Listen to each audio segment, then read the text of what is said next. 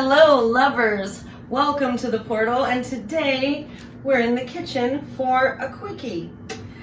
So every day I have a non-negotiable self-care practice, and someday, and it always involves a little bit of movement and stretching, and some days that looks very different than others. So this is my way of saying if you can't have a full-on experience of yoga or whatever your particular physical pleasure is, do this quickie. Most of us go to the kitchen first after the bathroom because we're taking care of our bodies and putting something in, and probably our animals and our children as well. And while the water's boiling, right, put it on. And then this is actually how I also stay in the kitchen, because I have one of these glass teapots, and if I don't watch it, it starts spewing out. But I really do love this thing, by the way. So I go to the kitchen counter, and the first thing I do is place my hands directly out in front of me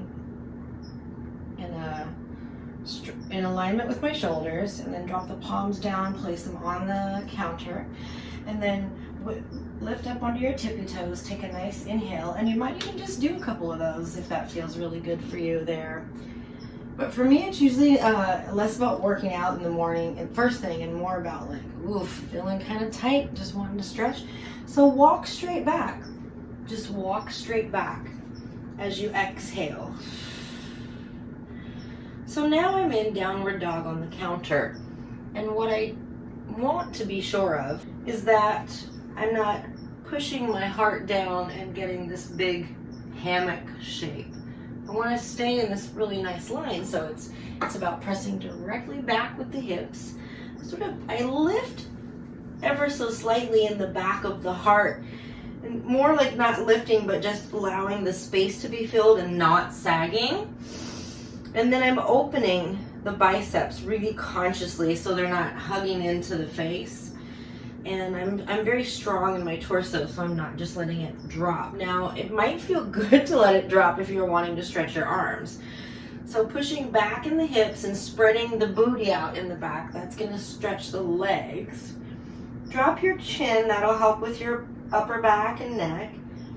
And then with consciousness, you can bend your knees and maybe look at how it feels to stretch your arms here. And some days it feels really good to me to sort of turn this into a push-up plank sort of thing and then go back to downward dog. So I'm in downward dog, and I inhale, lift the heels and roll from the pelvis, rolling up like an undulation until I'm in this sort of plank on the wall on the counter.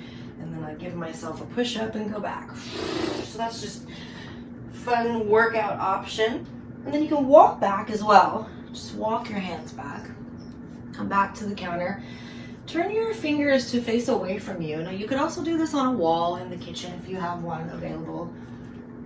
And then just turn away from your arms so that you're stretching the front of that shoulder where the arm attaches to the torso. So you can do it on a counter if you don't have wall. You just place your fingers away from you, turn and look away, and walk away.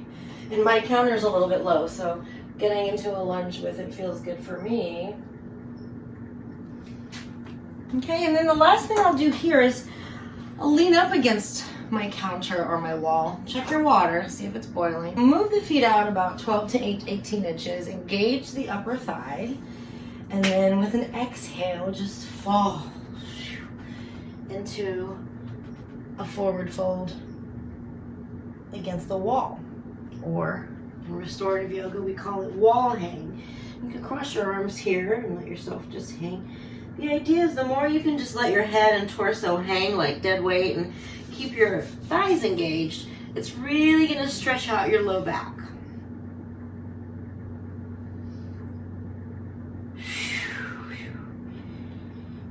And then you can pump your knees a little bit here. And you could also, besides moving your knees here, you could walk your body over to one side and say hi to one knee and then the other, or one ankle or one hip. Just sort of twisting your body with being supported by what you're leaning on. And slowly get yourself all the way back up. And if the water's not boiling yet, you could still do a couple things here, right? You could stretch the hand, and remember, it's not about yanking the fingers, it's about directing the fingers downward and pressing the heel of the arm, of the hand forward. I love stretching hands and feet, top and bottom. So that be the bottom, top. Same with the feet. And then I'm usually really tight up in here, and I like doing some kind of like gorilla, orangutan, sloth impersonation where I'll just like hunch over and let my arms hang, and I can drop them down. You could be doing this quickie in your office break room, well, which is AKA your kitchen right now for most of us, right? So you can swing your arms here. You can reach side to side. It feels amazing on the side body. Shake your head. Do a little horse breath.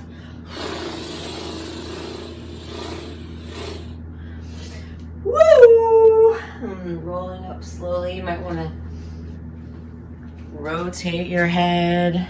I'm sure your water's boiling by now, but that's just my kitchen yoga. Use your kitchen counter to do your downward dog, to do your forward fold. Stay with your water in the morning, or whatever it is, if you don't boil water in the morning, something that you could stick with, and just take like 5 minutes to do. Notice how you feel. That little 5 minutes felt great in my body. And it actually, a lot of times makes me want more, and I end up doing a longer practice.